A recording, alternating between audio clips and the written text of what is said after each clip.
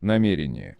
Я думаю, если вы затратили время на определение цели и двери, значит у вас есть намерение. Намерение превращает желание в цель. Желание без намерения никогда не исполнится. Мечты тоже не сбываются. Чем отличается цель от мечты? Тем же, чем намерение отличается от желания. Если у вас есть намерение, мечта превращается в цель.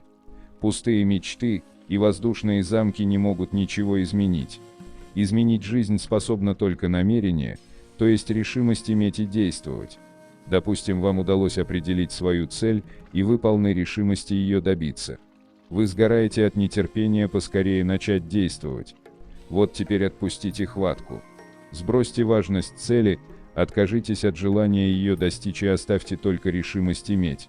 Остается только действовать в рамках очищенного намерения, то есть выполнять все, что от вас требуется, не желая и не настаивая. Единственное, что может испортить все дело на пути к цели, излишняя ответственность, старание, усердие и принуждение. В рамках обыденного мировоззрения это звучит странно и непривычно. Но я надеюсь, что теперь вы здесь не находите ничего несуразного. Давайте поставим все с головы на ноги. Двигаясь к цели через вашу дверь, нет необходимости прилагать излишние усилия. Принуждать себя тоже не придется. Если это не так, значит либо цель, либо дверь чужая. Но разум привык бороться и преодолевать препятствия. Все проблемы разум создает для себя сам, когда начинает придавать вещам избыточное значение и бороться с течением вариантов.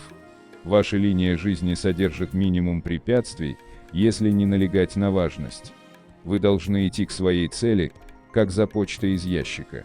Что же останется от намерения, если очистить его от важности и желания достичь цели? Только решимость иметь и переставлять ноги.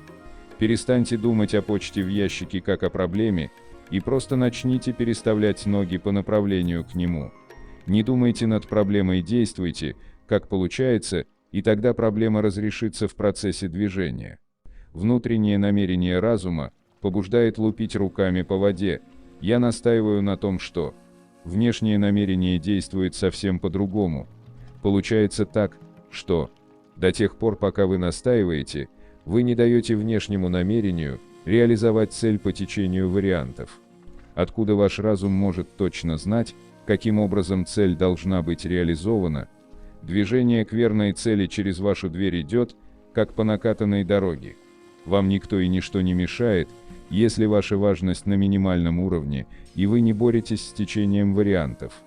Поскольку вы идете своей стезей, то не о чем беспокоиться, даже если возникают временные трудности. Позвольте себе наслаждаться жизнью и принимайте все как подарки. Как только праздник чем-то омрачается, постарайтесь определить, в чем вы превысили важность. Почему что-то гнетет? На этот вопрос имеется стандартный ответ. Либо вы себя в чем-то излишне принуждаете, либо не терпится добиться цели, либо вы чему-то придаете избыточное значение. Отпустите хватку.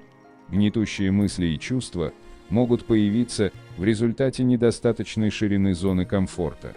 Допустим, в результате достижения цели вы должны получить крупную сумму денег.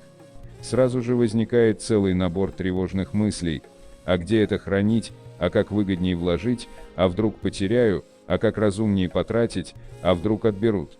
Если так, значит вы еще не готовы это иметь. Когда осуществление мечты сопряжено с подобного рода проблемами, неизбежно возникнет душевная скованность и, следовательно, подсознательное стремление избавить себя от этих проблем.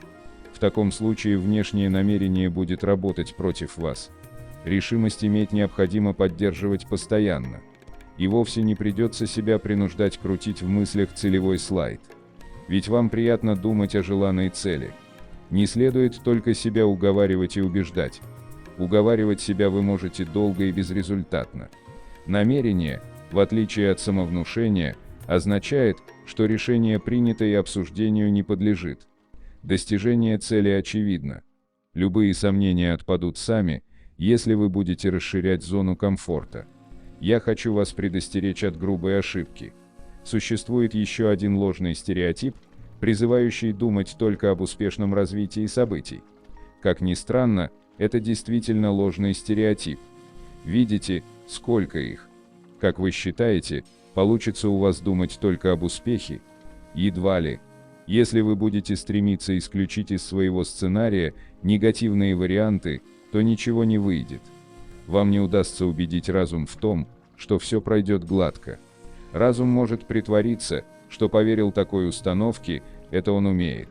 Но в глубине души вы все равно будете сомневаться, потому что сомневается разум. Душа обязательно найдет негативный вариант в чулане, куда его забросил разум.